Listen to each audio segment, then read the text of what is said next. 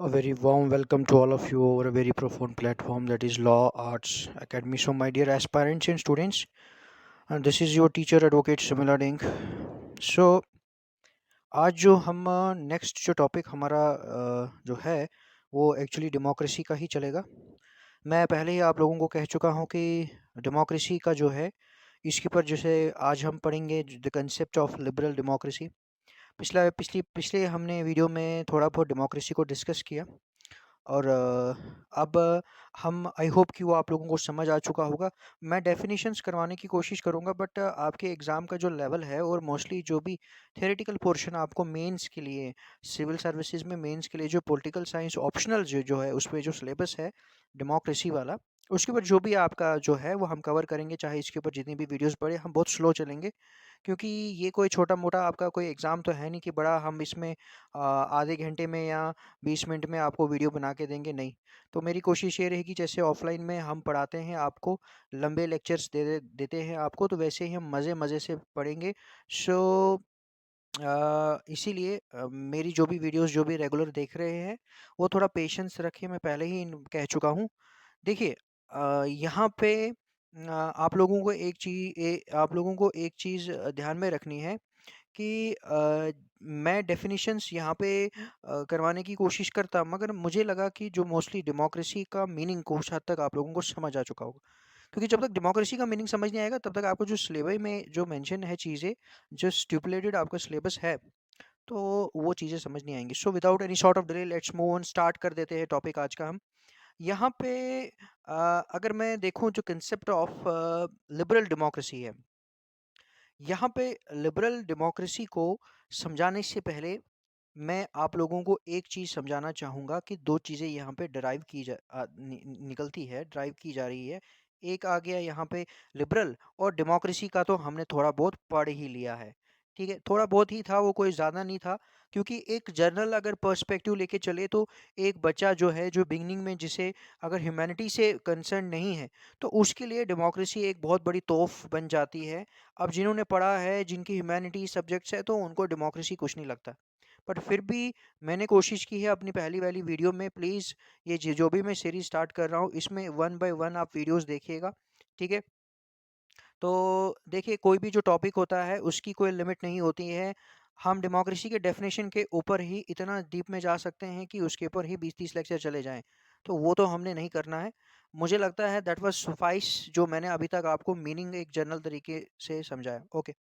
सो liberal का मतलब यहाँ पे है, अब जो कंसेप्ट है हमारा जो लिबरल, इसका मतलब है कि आपको पहले लिबरल का मीनिंग लेके चलना है और डेमोक्रेसी का मीनिंग तो आपने पढ़ा ही होगा, ठीक है?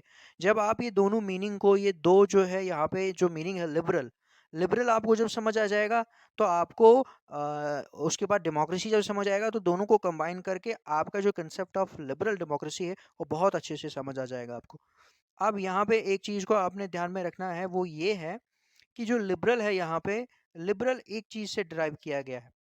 इस मतलब नॉट डिराइव किया गया है, मतलब यहाँ पे जो हम पढ़ाने में जो जा रहा हूँ आप लोगों को, कि लिबरल में आपने यहाँ पे क्या कवर करना है, वो हमने कवर करना है।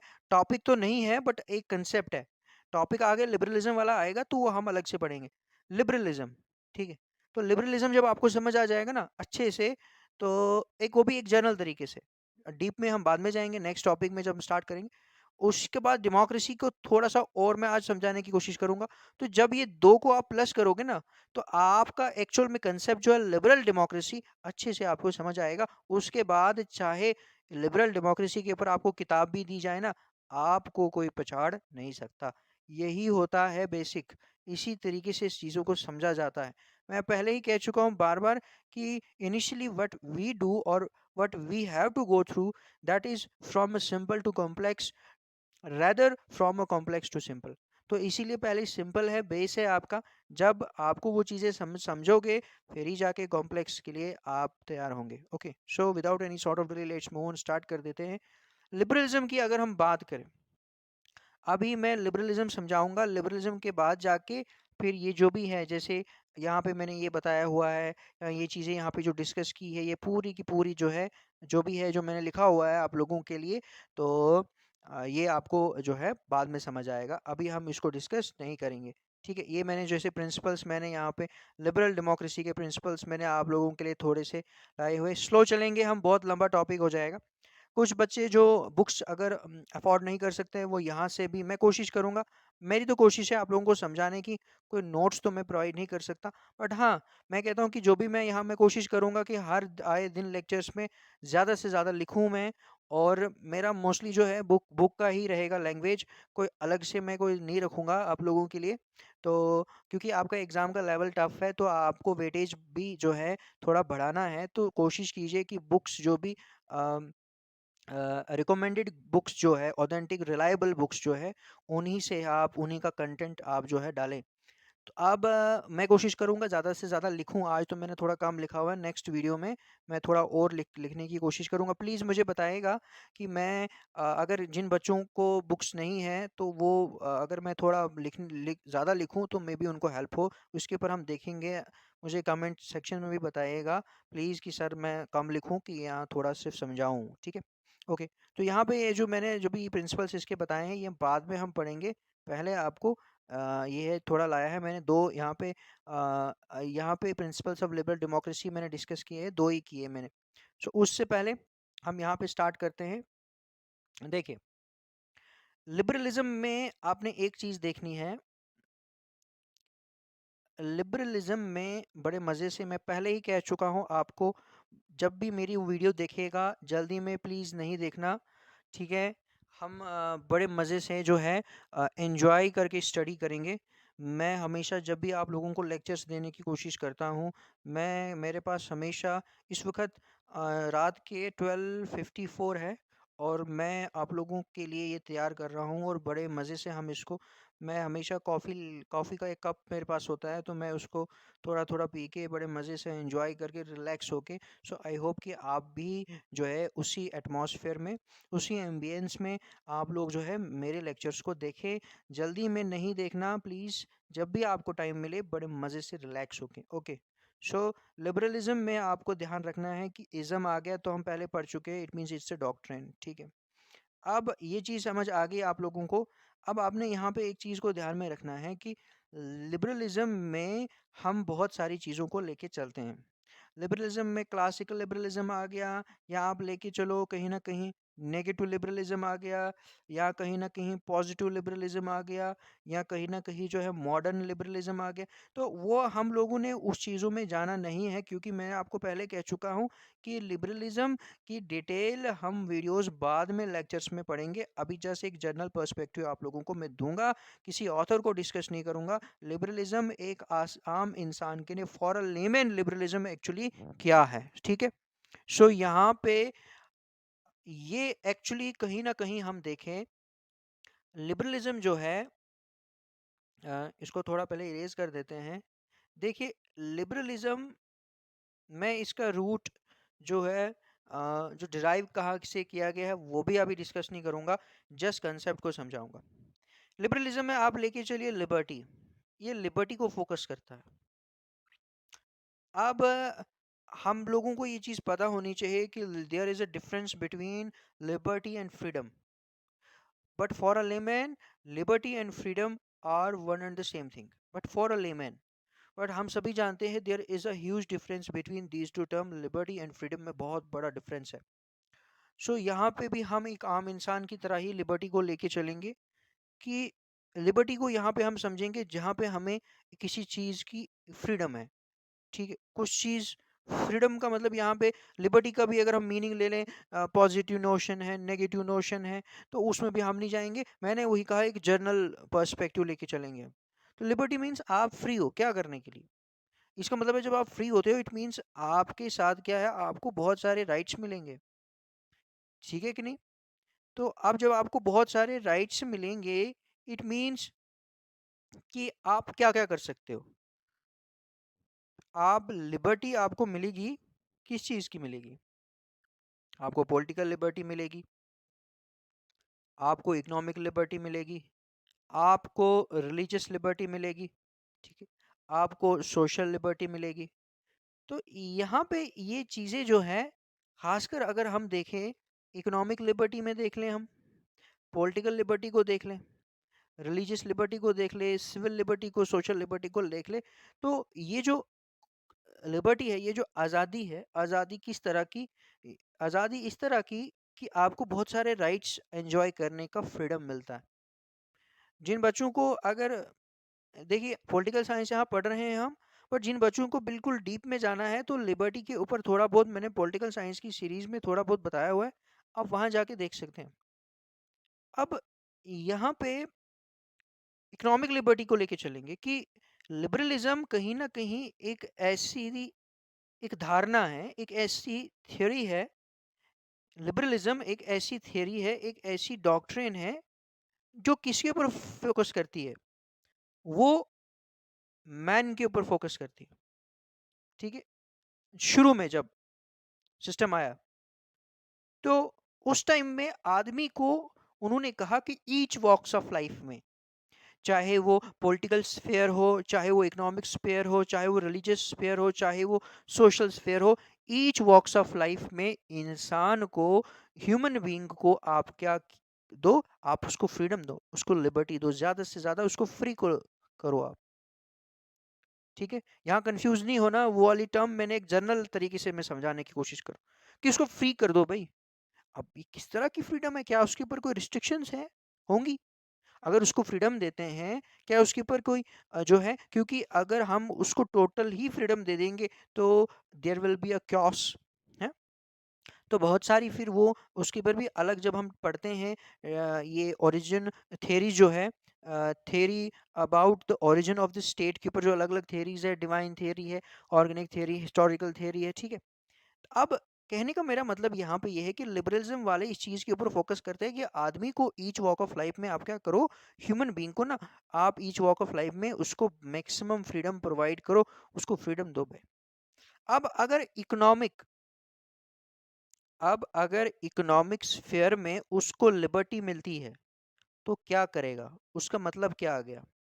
इकोनॉमिक स्फीयर में अगर उसको लिबर्टी मिलती है, इसका मतलब है वो क्या करेगा, वो अपना इंटरेस्ट, ठीक है, वो अपना बेनिफिट खुद देखेगा। ठीक है, वो अपना इंटरेस्ट, ह्यूमन बीइंग, अगर उसको इकोनॉमिक लिबर्टी दी जाए, अकॉर्डिंग टू लिबरलिज्म जब शुरू में आया, मैं वही कहा मैंने, हमने ये नहीं देखना है कि रिस्ट्रिक्शंस है कि नहीं, वो तो फिर उसकी टाइप्स में आ जाती है। एक फिर कुछ ऐसी उसकी टाइप्स है जहाँ वो कहता है रिस्ट्रिक्शंस होनी चाहिए, रिस्ट्रिक्शंस नहीं होनी चाहिए, तो उसमें हम नहीं जाएंगे, एक जनरल परसेप्शन लेके चले, अपना इंटरेस्ट अपना बेनिफिट देखेगा, उसको बस उसी के साथ लेना देना है, बाकी किसी चीज के साथ कोई लेना देना नहीं है। ठीक है, ओके।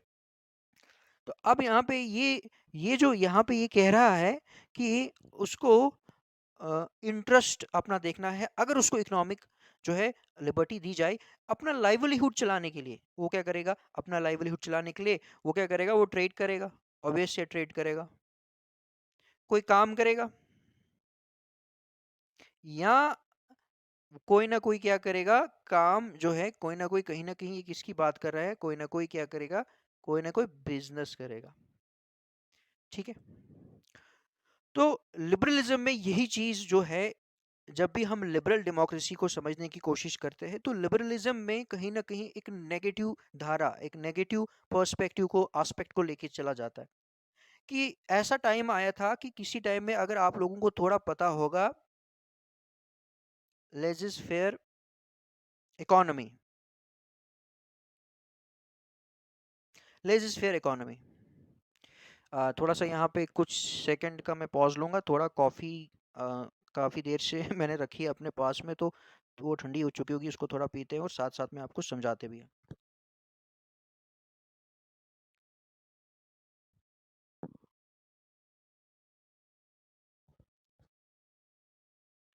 लेजिस फेयर इकोनॉमी,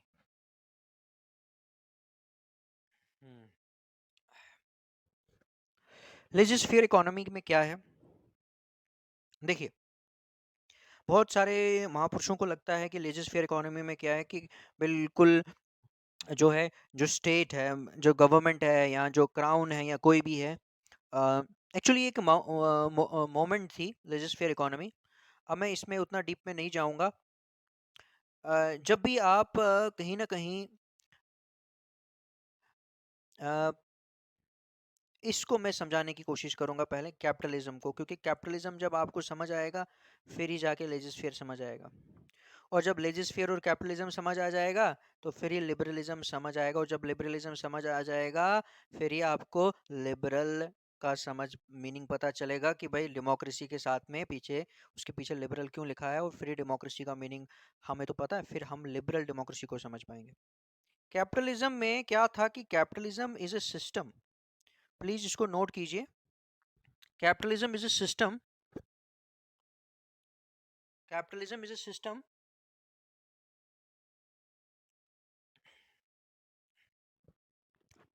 ओके, मैंने आपको कहा थोड़ा कॉफ़ी पी रहे हैं तो थोड़ा सा बीच में इंटरप्शन हो रही होगी आप लोगों को, तो no issues, we will continue our lecture with a very leisure way. So capitalism is a system in which all the factors of production, हाँ? मैं रिपीट कर रहा हूँ, मैं लिखूंगा नहीं, ठीक है। Capitalism is a system in which all the factors of production, you can say factors of production or means of production, ठीक है, means of production, ठीक है। ये एक्चुअली इकोनॉमिक टर्म है, और with the blessing of Almighty 13 साल के साथ साथ 13 साल का मुझे अपने लॉ के प्रोफेशन के साथ साथ में 13 साल का मुझे एक्सपीरियंस था। मैं कॉलेज के दिनों से ट्यूशन्स पढ़ाता था, तो होते होते काफ़ी सिविल्स के बच्चों को पढ़ाया हुआ है, बहुत आगे गए। तो कहीं ना कहीं अगर मैं देखूं कि एक लॉयर जो होता है, एक लॉयर को एडवोकेट इसलिए कहा जाता है, एडवोकेट इसीलिए कहा जाता है because each every lawyer is a teacher. वो लॉयर जो चीज़ों को समझा नहीं सकता, जैसे हमारे मोस्टली प्रोफेशन में क्या होता है कि एक सब्जेक्ट आता है जूरिस्प्रूडेंस, और बहुत सारे महापुरुष ऐसे होते हैं कि जो प्रैक्टिस करते हैं मगर जूरिस्प्रूडेंस की एबीसी नहीं आती है। अ लॉयर जिसके पास जूरिस्प्रूडेंस की बेसिक्स नहीं है और जिसको जूरिस्प्रूडेंस की एबीसी नहीं है is not a lawyer at all. So for a good lawyer आपको जूरिस्प्रूडेंस का पता होना चाहिए कि एक्चुअली जूरिस्प्रूडेंस है क्या। और जब जूरिस्प्रूडेंस का पता होगा इट मीन्स इन नटशल आपको मैक्सिमम ह्यूमैनिटीज़ के, क्योंकि देखिए हम अपने प्रोफेशन को लेके चलते हैं, लॉ के हमारे सब्जेक्ट्स तो आते हैं, they are procedural in nature, वो तो ठीक है, बट उसके अलावा जब आप पॉलिटी पढ़ते हैं या बाकी चीज़ों से जब आप गो थ्रू होते हैं तो एक लॉयर के पास जो है कहीं ना कहीं this is one of the most noble profession. उसके पास जितना नॉलेज एक लॉयर के पास होता है मुझे नहीं लगता है कि दुनिया में और किसी ऐसा कोई प्रोफेशन होगा, क्योंकि हर किसी में क्या है एक स्पेशलाइजेशन है, मगर वाहिद लॉयर लॉयर ही एक ऐसा जो है प्रोफेशन है जिसमें आपके पास पूरा वास्ट नॉलेज है। सो कहीं न कहीं आपको हर एक टॉपिक के ऊपर, हर एक चीज़ के ऊपर उसकी जो है वो जो है होनी चाहिए, वो कमांड होनी चाहिए। फिर वो एक अलग बात है कि आप जब प्रोफ़ेशनली काम करेंगे, तो आप कहीं न कहीं थोड़ा आपका एक स्पेशलाइज़ेशन एक पर्टिकुलर फ़ील्ड को लेकर के, इस चीज़ को लेकर आएगा, that is a different thing. Here I am talking about the knowledge. So मेरे कहने का मतलब ये है कि मेरा जो है सब्जेक्ट आर्ट्स तो रहे थे, 11th-12th से ही रहे थे। मतलब when I was school kid, तब सोशल स्टडीज़ में with the blessing of almighty I was very good social studies में। तो उस टाइम से लेकर ले लीजिए फिर 11th-12th में, तो आप ले लीजिए कि कितना कितना टाइम हुआ है कि मुझे ह्यूमैनिटीज़ के सब्जेक्ट से मैं फ़ैमिलियर हूँ। और इसमें जो सबसे प्लस पॉइंट ये हुआ है कि मेरा इकोनॉमिक्स भी सब्जेक्ट रहा है।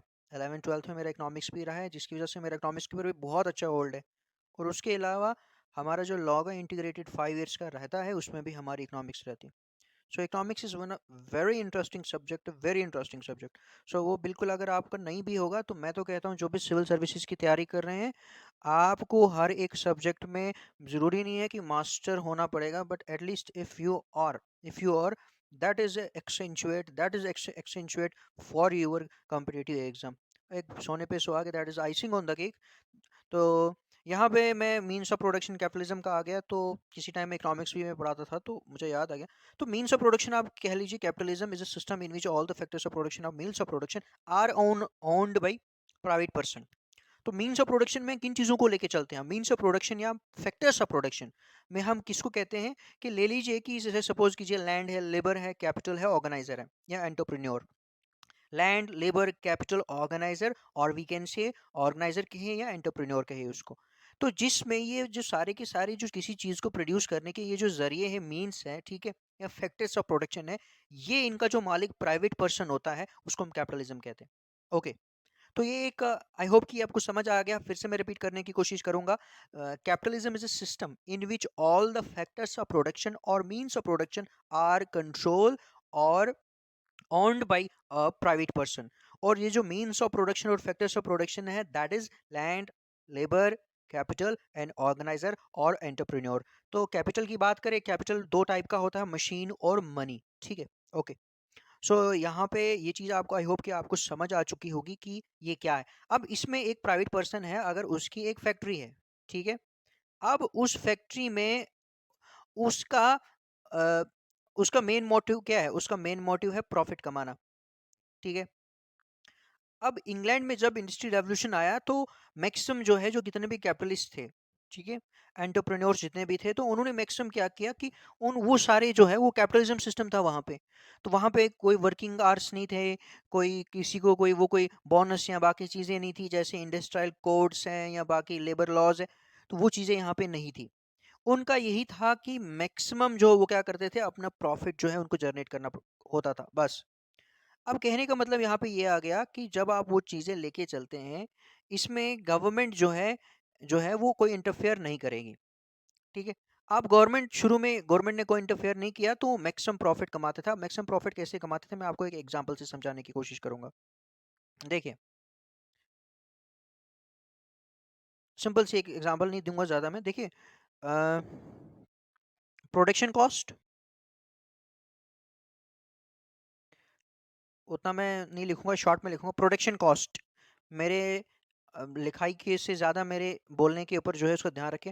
प्रोडक्शन कॉस्ट और सेलिंग कॉस्ट,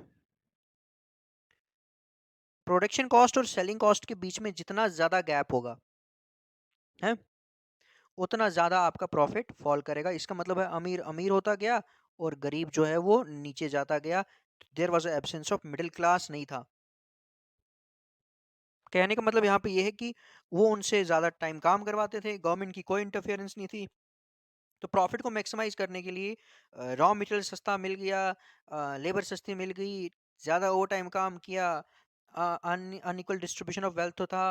उसके बाद टाइम ज़्यादा उनसे लिया जाता था। Unequal distribution of wealth means female बच्चे से ज़्यादा काम लिया जाता था, सैलरी कम मिलती थी उनको। ज़्यादा काम नहीं लिया जाता था, सॉरी, सैलरी इनको कम कम कम मिलती थी in comparison with the man. तो इसमें हम ज़्यादा नहीं जाएंगे, वो एक अलग चीज़ आती है, इंडस्ट्री रेवोल्यूशन का टॉपिक आता है। तो मेरे कहने का मतलब है कि यहाँ पे कैपिटलिज्म का मेन जो है मैक्सिमाइजेशन ऑफ प्रॉफिट है। अब मैक्सिमाइजेशन ऑफ प्रॉफिट का मतलब है कि भाई यहाँ पे ये तभी पॉसिबल हुआ है कि आदमी को इकोनॉमिक स्फीयर में टोटली फ्री कर दिया। भाई जा, जो करना है कर, जैसे बिजनेस में तुझे प्रॉफिट कमाना है कर, जो करना है कर।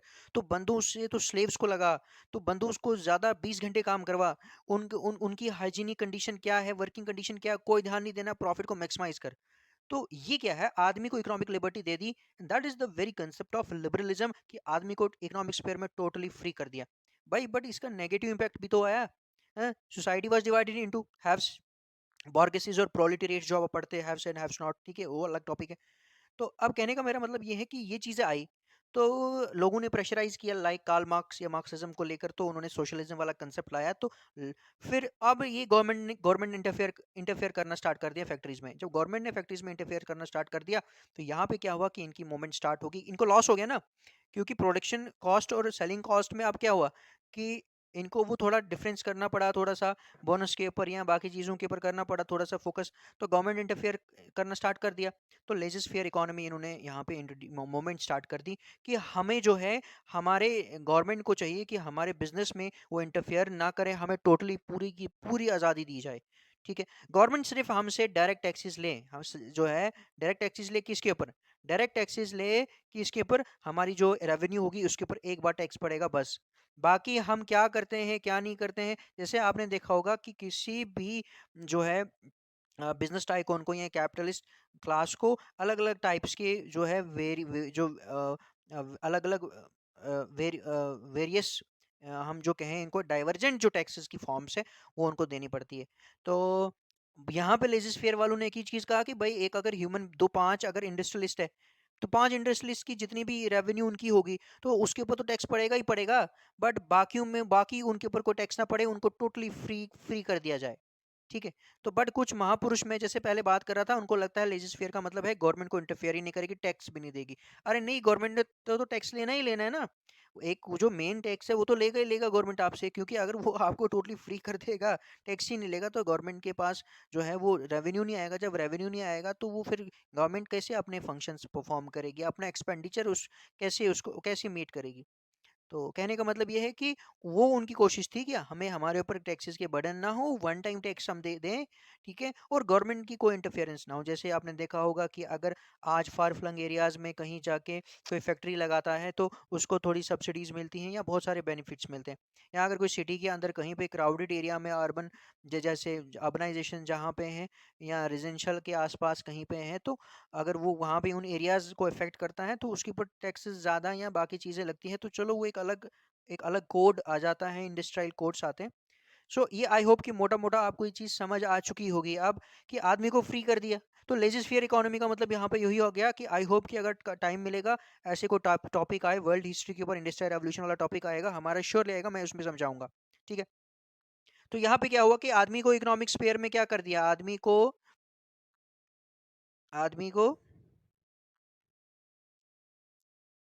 इकोनॉमिक स्फीयर में टोटली लिबर्टी दे दी उसको, राइट दे दिया, भाई जो करना है कर।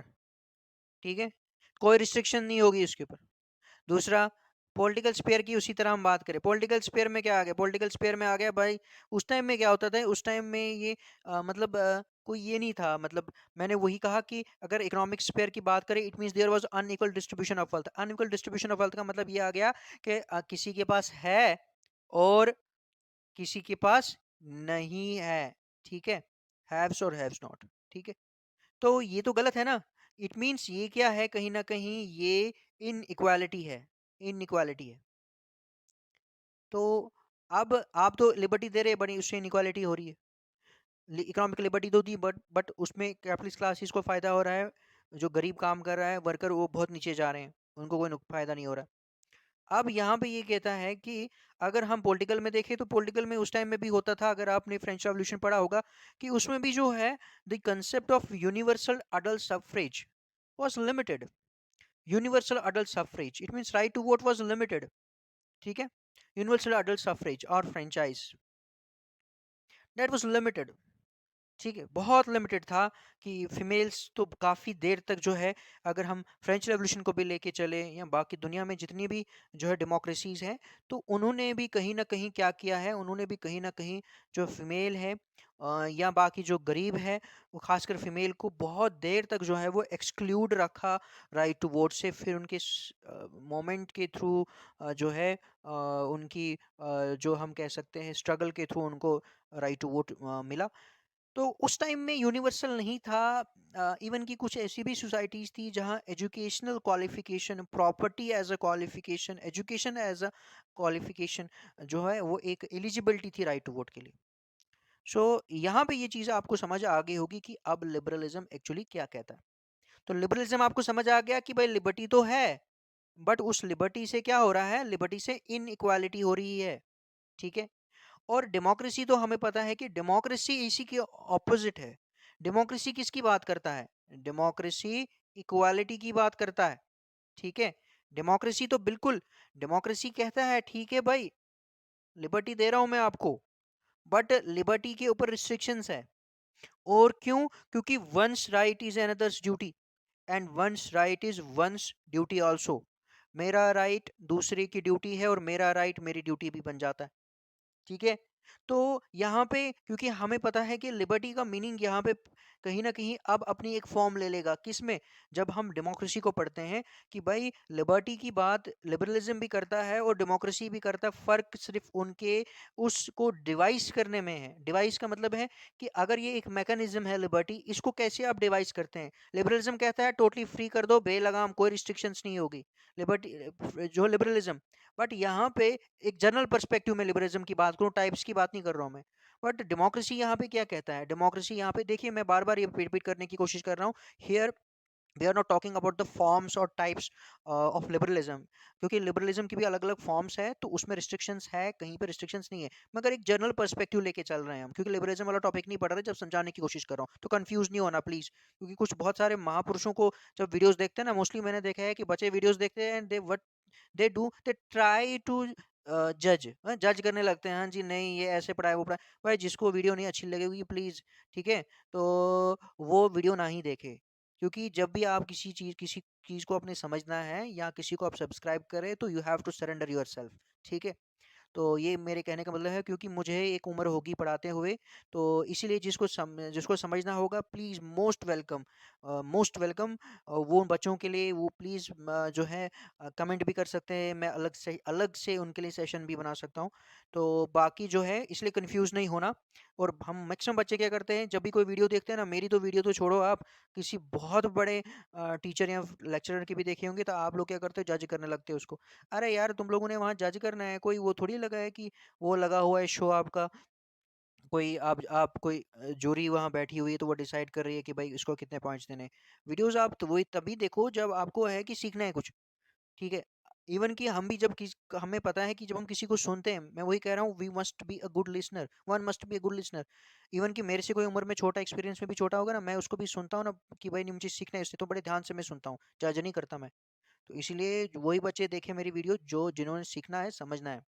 तो लिबरलिज्म या एक जनरल पर्सपेक्टिव से मैं इस पर बात कर रहा हूँ, तो ये एक एक मैकेनिज्म है जिसको डेमोक्रेसी भी डिवाइस करने की कोशिश कर रहे हैं इम्प्लीमेंट, और कौन सा लिबरलिज्म भी इसको इम्प्लीमेंट करता है। जिन बच्चों को समझ नहीं आएगा प्लीज रिपीट करके 2-3 बार वीडियो देखना, समझ आ जाएगी। तो यहाँ पे अब मेरे कहने का मतलब यहाँ पे है कि यहाँ पे अब प्रॉब्लम क्या आया, प्रॉब्लम ये आया कि लिबरलिज्म कहता है भाई बेलगाम कर दो, लिबर्टी को दे दो, इकोनॉमिक सोशल पॉलिटिकल रिलीजियस में टोटली फ्री कर दो, बेलगाम। डेमोक्रेसी कहता है ना भाई ना, ऐसे नहीं काम चलता, ठीक है। क्यों? क्योंकि उससे तो बहुत ज्यादा नुकसान हो जाएगा, क्योंकि माइट इज राइट, जिसकी लाठी उसकी भैंस, ये तो वही जो है वो लॉ ऑफ नेचर हो जाएगा, पहले वाला सिस्टम स्टार्ट नहीं, वो नहीं करना है। डेमोक्रेसी की कहता है, डेमोक्रेसी कहता है लिबर्टी देंगे हम, ठीक है, बट हमारा जो इस लिबर्टी वाले मैकेनिज्म को डिवाइस करने का तरीका थोड़ा अलग रहेगा। तो वो क्या कहता है कि डेमोक्रेसी डेमोक्रेसी बात करता है, वहां पे फिर उसका नोशन चेंज हो जाता है। वो कहता है कि लिबरलिज्म लिबर्टी जो है, लिबर्टी एक पॉजिटिव लिबर्टी है। पॉजिटिव मीन्स रीजनेबल रिस्ट्रिक्शंस होंगी वहां पे, ठीक है। सो आई होप कि ये आपको समझ आ चुका होगा कि ये अगर मुझे राइट टू वोट है, तो ये राइट टू वोट दूसरे को भी है, मुझे उसको छीनने नहीं देना है। और अगर मुझे राइट टू वर्क है, ये राइट टू वर्क जो है इसके ऊपर मेरी ड्यूटी भी लग जाती है, कि यही राइट टू वर्क मुझे दूसरे को नहीं रोकना है, उसको करने देना है, भाई तू काम कर। अगर मुझे राइट टू मूवमेंट है या राइट टू स्पीच है, तो मैं खुद एंजॉय कर रहा हूँ, दूसरे को भी एंजॉय करने दूँ।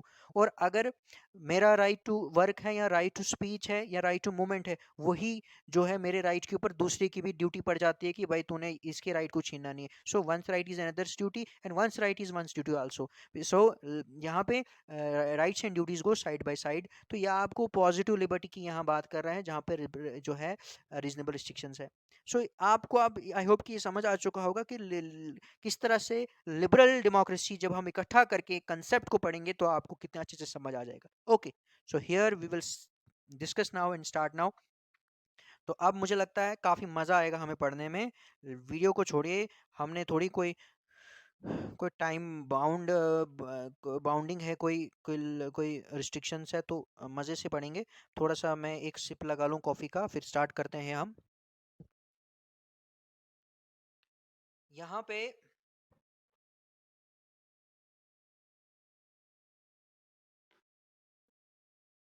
मेरी तो सारी की सारी कॉफ़ी ही ठंडी होगी, चलो कोई नहीं। अ, ओके, देखिए ये क्या कहता है यहाँ पे, ये कहता है कि liberalism and democracy both are deeply related with each other. बिल्कुल, अभी तक मैंने समझाया आपको। So it means now we are very much clear about both these terms, liberalism and democracy. तो इसी से आपको कंफ्यूज नहीं होना है बच्चों, लिबरल डेमोक्रेसी वही हुआ कि लिबरलिज्म का मीनिंग आ गया ना समझ, यहाँ पे एक वो वाला लिबरलिज्म नहीं जो एक अलग से उसकी डेफिनेशन है, मैंने वही कहा, वो है यहाँ पे एक जनरल जनरल पर्सपेक्टिव लिबरलिज्म है क्या। इसीलिए मैं आपको बोल रहा हूँ कि सिंपल सिंपल से कॉम्प्लेक्स, सिंपल से कॉम्प्लेक्स, बार बार मैं ये कह रहा हूँ। यहाँ पे डेमोक्रेसी आ रहा है, वहाँ डेमोक्रेसी के ऊपर थियरीज नहीं हमने जानी है, हमने डेमोक्रेसी की कंसेप्ट को लेके जाना है। भाई डेमोक्रेसी टर्म की बात कर रहा है, वैसे ही लिबरलिज्म की जब बात कर रहा है, लिबरलिज्म टर्म की बात कर रहा है, थियरीज के ऊपर बात नहीं कर, उसकी थियरीज के ऊपर बात नहीं कर रहा। ओके, कह रहे हैं ये दोनों रिलेट है। ओके, अब ये भी कहता है कि क्लासिकल लिबरल थियरी क्या थी, वो क्या कहते थे कि individuals right to unlimited acquisition. बिल्कुल, बहुत अच्छा बताया इसने कि जो क्लासिकल लिबरल थ्योरी थी, मींस क्लासिकल लिबरल थ्योरी का मतलब ये आ गया कि जो अब आता है यहाँ मजा देखिए। लिबरलिज्म में पहले क्या था, जो लिबरलिज्म का पहला फॉर्म था क्लासिकल लिबरलिज्म, इसको हम कहते हैं, या नेगेटिव लिबरलिज्म भी आप कहिए, कि आदमी को मैंने कहा कि फ्रीडम देना है, लिबर्टी देनी है, वो कहता था टोटली अनलिमिटेड फ्रीडम दे दो उसको, जो हमने अभी पीछे डिस्कस किया, इकोनॉमिक में, सोशल में, रिलीजियस में, अपनी मर्जी से जो काम करना चाहता है टोटली करने दो उसको, जितनी प्रॉपर्टी एक्वायर करना चाहता है करने दो। यहाँ पे कहता है कि आदमी को राइट्स तो थे उस टाइम पे जब लिबरलिज्म था, तो क्लासिकल लिबरलिज्म वही आया कि उस टाइम में राइट्स तो थे, मगर वो राइट्स क्या थे, वो एक्चुअली अनलिमिटेड राइट्स थे। और अनलिमिटेड राइट्स में वो क्या करता था, अनलिमिटेड राइट्स में वो मैक्सिमम जो है वो क्या करता था, अपनी कैपिटल प्रॉपर्टी को एक्वायर कर सकता था, अनलिमिटेड प्रॉपर्टी को एक्वायर कर सकता था। आप मुझे बताइए क्या आज के टाइम में ऐसा पॉसिबल है, आप अनलिमिटेड प्रॉपर्टी को एक्वायर कर सकते हैं? यहाँ क्या आज ऐसा पॉसिबल है कि आपको टोटली टोटली फ्री कर दिया जाएगा ये मार्केट में? नहीं।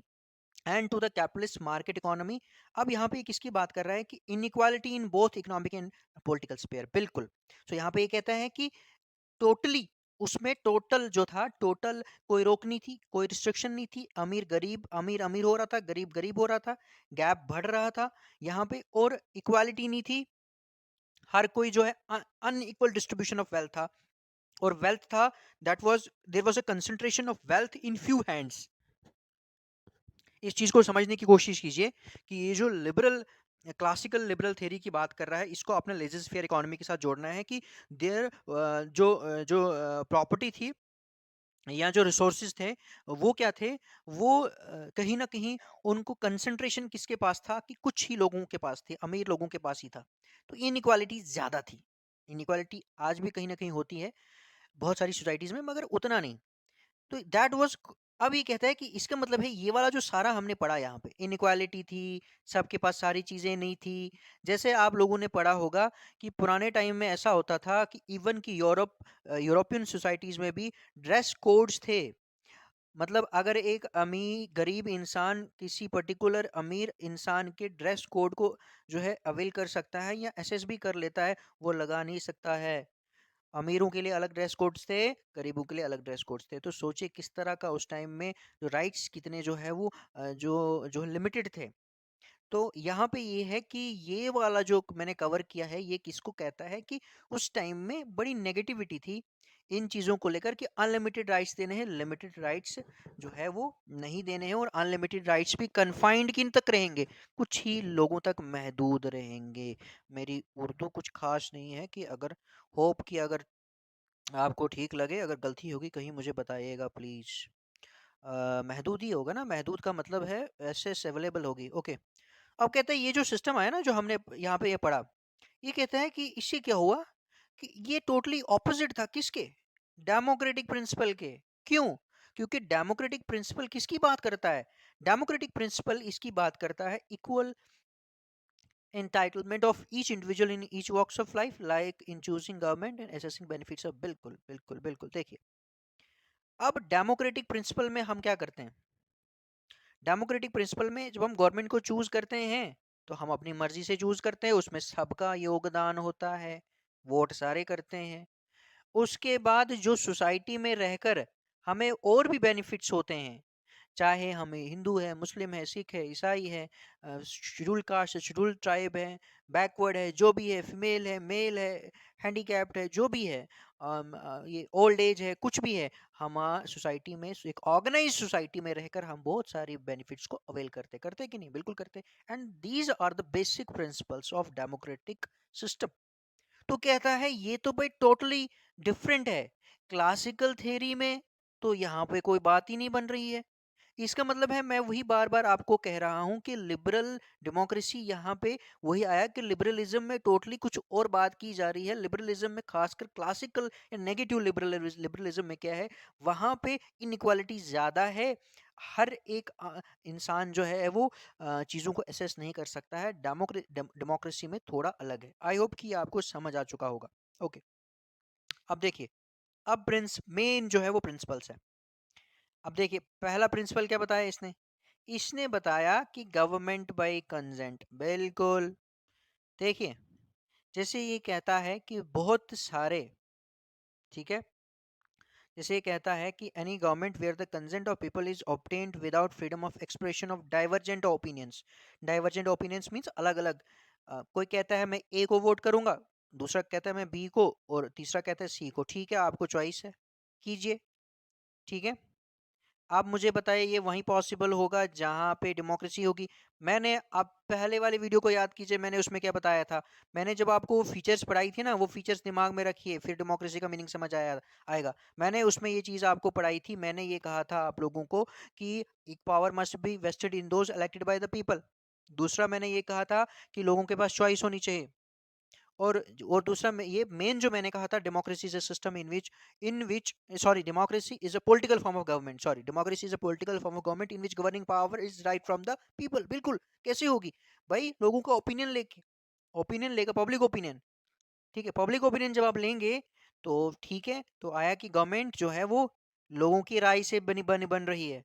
अभी कहता है कि बहुत सारी ऐसी कंट्रीज है जहां पे, या ऐसी सोसाइटी है जहां पे लोगों की जो है कंसेंट नहीं ली जा रही है, does not qualify for being a democracy even if it maintains certain institution। exactly, there are various examples, बहुत सारी ऐसी एग्जाम्पल्स है जहाँ पे क्या है, जहाँ पे हम लोग ये देखते हैं कि उन कंट्रीज में क्या है, कि उन कंट्रीज में जो इंस्टीट्यूशन है, हमें लगेगा वहाँ पे डेमोक्रेटिक इंस्टीट्यूशंस है, हमें लगेगा कि उस कंट्री में इलेक्शंस भी होते हैं, आपको वो फीचर्स एक्चुअली सारी की सारी डेमोक्रेसी वाली नजर आएंगी, बट एक्चुअल में हम उन कंट्रीज को डेमोक्रेटिक कंट्रीज नहीं कहते हैं। They are not being qualified for the term democracy. तो क्यों? क्योंकि वहां पे कंसेंट के थ्रू, उनके लोगों की राय से वो गवर्नमेंट नहीं बन रही है, डिक्टेटरशिप है। ओके, इसका मतलब free and fair elections large scale में वहां पे नहीं होते होंगे। Okay, public accountability, very good. लगे था liberal democracy must remain answerable to the people, बिल्कुल। अब इसका मतलब यहाँ पे ये आया, देखिए, अब मैंने वही कहा कि आपने पॉस्टुलेट्स याद रखने हैं। लिबरल आपको समझ आ गया ना? ठीक है, तो लिबरल डेमोक्रेसी का मतलब यहाँ पे क्या आया, कि लिबरल डेमोक्रेसी को जब हम पढ़ते हैं, कि लिबरल डेमोक्रेसी का मीनिंग आपको मैं समझा रहा हूँ, आपको समझ आएगा, लिबरलिज्म भी समझ आएगा। लिबरल का मतलब ये है कि आपको कहीं ना कहीं क्या है, कि आपको कहीं ना कहीं एक फ्रीडम भी मिल रहा है। It means here, here in this term liberal democracy में लिबरलिज्म के कुछ पॉजिटिव पॉइंट्स भी लिए जा रहे हैं। देखिए, पूरा का पूरा लिबरलिज्म थोड़ी खराब है। ठीक है, लिबरलिज्म के कुछ पॉजिटिव पॉइंट्स भी ले रहे हैं। फोकस इन ह्यूमन ही है, मैन ही है। मैंने वही कहा ना कि लिबरलिज्म और डेमोक्रेसी दोनों एक ही मैकेनिज्म को डिवाइस कर रहे हैं। वो मैकेनिज्म क्या है? Liberty, liberty, liberty, freedom, freedom, freedom, rights, rights, rights. But फर्क कहाँ आता है? फर्क आता है उनके तरीके के। डेमोक्रेसी का तरीका अलग है, लिबरलिज्म का अलग है। तो लिबरलिज्म के जो पॉजिटिव पॉजिटिव पॉइंट्स हैं उनको कंबाइन किया, रिलेट किया डेमोक्रेसी के साथ, मैन को एज अ सेंटर रखा। और मैन को जब एज अ सेंटर रखा, मीन्स पीपल को एज अ सेंटर रखा। मैंने वही कहा कि लिबरल तो वही आ गया, इट मीन्स यहाँ पे लिबर्टी होगी। लिबर्टी जब डेमोक्रेसी लग गया, इट मीन्स लिबर्टी किस तरीके से होगी? पॉजिटिव रीजनेबल रिस्ट्रिक्शंस के तरीके से होगी। इट मीन्स लिबरल होगा, लिबर्टी होगी, but in the form of, in the way of democratic principle. Okay, I hope कि आपको समझ आ चुका होगा। पब्लिक अकाउंटेबिलिटी यही आ गया, बिल्कुल। यहाँ पे ये कहता है कि लोगों को क्या करना है? आंसरेबल, बिल्कुल। जो लिबरल डेमोक्रेसी में जो है, must constantly remain answerable to the people. बिल्कुल, लोगों को ही उनको जवाब देना है। People should remain aware. यहाँ पे थोड़ा बीच में वीडियो में इंटरप्शन आ गया था, तो उसके लिए वेरी सॉरी। तो अब आगे कंटिन्यू करते हैं। देखिए, एक चीज़ आपने ध्यान में रखनी है कि डेमोक्रेसी को जब हम पढ़ते हैं ना, तो डेमोक्रेसी में ये चीज़ कही जाती है कि डेमोक्रेसी एक ऐसा पॉलिटिकल फॉर्म ऑफ गवर्नमेंट है जहाँ पे पावर लोगों से ली जा रही है। अब जब लोगों से तो ली जा रही है, बट पावर जिनको दी जा रही है, अब हमारे जो सो कॉल्ड, जैसे इंडिया के एग्जांपल ले ले, representative representative form of democracy है। अब रिप्रेजेंटेटिव फॉर्म ऑफ डेमोक्रेसी में क्या हो रहा है? रिप्रेजेंटेटिव फॉर्म ऑफ डेमोक्रेसी में यहाँ पे ये हो रहा है कि पावर जो है वो लोग तो दे रहे हैं, बट नुमाइंदों को दे रहे हैं, और जो नुमाइंदे हैं, रिप्रेजेंटेटिव्स है, वो रिस्पॉन्सिबिलिटी ले रहे हैं। बट इसका मतलब नहीं है कि लोग फिर सो जाएंगे। जैसे यहाँ पे इन्होंने इस चीज़ को बड़े अच्छे तरीके से बताया हुआ है कि ये क्या कहता है यहाँ पे, ये कहता है कि हम अगर अपने घर घर को घर की देखभाल के लिए हम एक वॉचमैन को अपॉइंट करते हैं, पर साथ में हमें खुद भी क्या करना है? अवेयर रहना है। उस वॉचमैन को भी हमने क्या करना है? उसको भी चेक करते रहना है। इसका मतलब ये है कि यहाँ पे ये कहता है कि भाई जो है पब्लिक अकाउंटेबिलिटी का मतलब यहाँ पे ये आता है कि लोगों को भी जो है कहीं ना कहीं जो है वो अवेयर रहना है। जैसे कहता है liberal democracy must constantly remain answerable to the people. बिल्कुल, कि लिबरल डेमोक्रेसी का मतलब यह है कि जिनके पास ये डेमोक्रेसी है, जिनके पास ये पावर है, मैं वही कह रहा हूँ जो मैंने डेफिनेशन आप नहीं समझाई आपको, कि democracy is a political form of government in which governing power is from the people. तो गवर्निंग पावर जिनके पास है, तो जो गवर्निंग पावर जहां से आई हुई है, तो गवर्निंग पावर लोगों से आई, तो लोगों से जो गवर्निंग पावर आई और किन के पास गई, और रिप्रेजेंटेटिव्स के पास गई। तो लोगों को क्या करना है, लोगों को अवेयर रहना है कि भाई हमने जिनको पावर दी उसका मिसयूज ना करें। और दूसरा, जिनके पास पावर है वो आंसरेबल रहें। आंसरेबल का मतलब ये है कि अकाउंटेबिलिटी, मैंने आपको बताया था अकाउंटेबिलिटी एंड रिस्पॉन्सिबिलिटी। देखो रिस्पॉन्सिबिलिटी तो रेली लेनी ना, मगर मेन चीज है accountability. Accountability means they have to act according to the rights और द ड्यूटीज जो उनको दी गई है, कॉन्स्टिट्यूशन के अकॉर्डिंग रहे, आंसरेबल रहे लोगों के लिए। ठीक है। सो कहने का मतलब यहाँ पे यही है कि जैसे आपको अवेयर रहना है, लोगों को अवेयर रहना है, because government is a trustee of the power vested in it by the people for the protection of their natural rights. बिल्कुल, गवर्नमेंट एक ट्रस्टी है पावर का। बिल्कुल, मैं वही कह रहा हूँ कि गवर्नमेंट को पावर दी है लोगों ने, और लोगों ने जो उनको पावर दी है ना, तो गवर्नमेंट को आंसरेबल रहना है। क्यों? क्योंकि power vested in it by the people, कि गवर्नमेंट के पास पावर पोजेस करती है, उनके पास है, पर पावर लोगों से आई है वो इनको। और क्यों दी है? ताकि उनके नेचुरल राइट्स बचे रहे। ऐसा नहीं कि गवर्नमेंट ने पावर्स ले ली और उसका मिसयूज किया और आंसरेबल लोगों की विशेष के टुवर्ड्स ना बने। सो आई होप कि आपको समझ आ गया। नेक्स्ट वीडियो में हम और इसी को आगे कंटिन्यू करेंगे वन बाय वन। ठीक है। आई होप कि आपको ये सब समझ आ गया होगा। ठीक है, तो लेक्चर थोड़ा सा लंबा हो गया। अब आपको लिबरल डेमोक्रेसी समझ आया। नेक्स्ट वीडियो में मैं इसी को कंटिन्यू करूंगा। तो यहाँ पे हम जो है लेक्चर को फिनिश करते हैं। Bless you all and bye bye.